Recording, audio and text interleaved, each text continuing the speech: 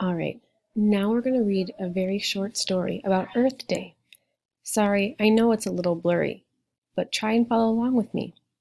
I'm going to read it 2 times, just like we do in class. The first time, I just want you to listen and try to follow along with the words. The second time, try and read along with me. Here we go. The title is Let's Celebrate Earth Day.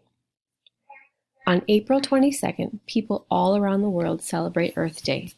We remind ourselves that our Earth is precious and that it's our job to take care of it. On Earth Day, my friends and I plant trees and bushes at our local park. What do you do for our Earth on Earth Day? All right, now this time read along with me. Remember, we end our sentences with periods. We pause before starting the next sentence. And at the end, I asked a question because there was a question mark. Here we go. Let's start with the title. Let's celebrate Earth Day. On April 22nd, people all around the world celebrate Earth Day. We remind ourselves that our Earth is precious and that it's our job to take care of it.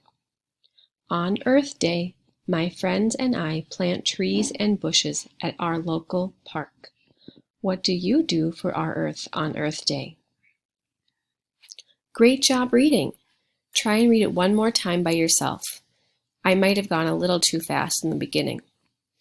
After this, we're going to talk a little bit more about Earth Day, and then we're going to listen to a story about Earth Day so that you can learn a little bit more about it. Here we go.